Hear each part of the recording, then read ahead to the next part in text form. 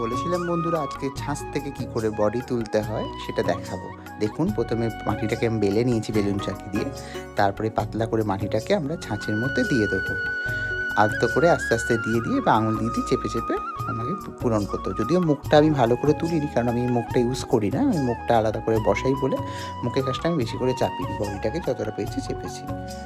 তোলার পর সারতেও হয়। দেখুন আপনি তোলাটাও দেখাচ্ছি আপনাদের, যতটা শর্টের মাধ্যমে দেখানো সম্ভব।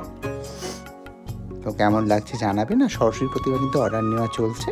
এরকম ছোটো ঠাকুর কিন্তু খুব কম দামে তোমরা পেয়ে যাবে, ভালো রকম সাজ সুন্দর শাড়ি দিয়ে। দেখো মোটামুটি হলো। এবার ঠাকুরটা তুলছি, দেখো আলতো করে প্রথমে ওপরে পোষণটা তুলে নিতে হবে। দেখো উঠেছে ভালোই। একটুখানি তোমার মুখের কাজটা আমি অতটা চাপিনি, মুখটা আমার দরকার নেই বলে মুখটা আমি কেটে বাদ দিয়ে দেবো। দেখাচ্ছি ফাইনাল লুকসে মুখ কাটার পর কীরকম লাগছে দেখো। এবার এখানে মুখ আমি অ্যাড করে নেবো। Thank you.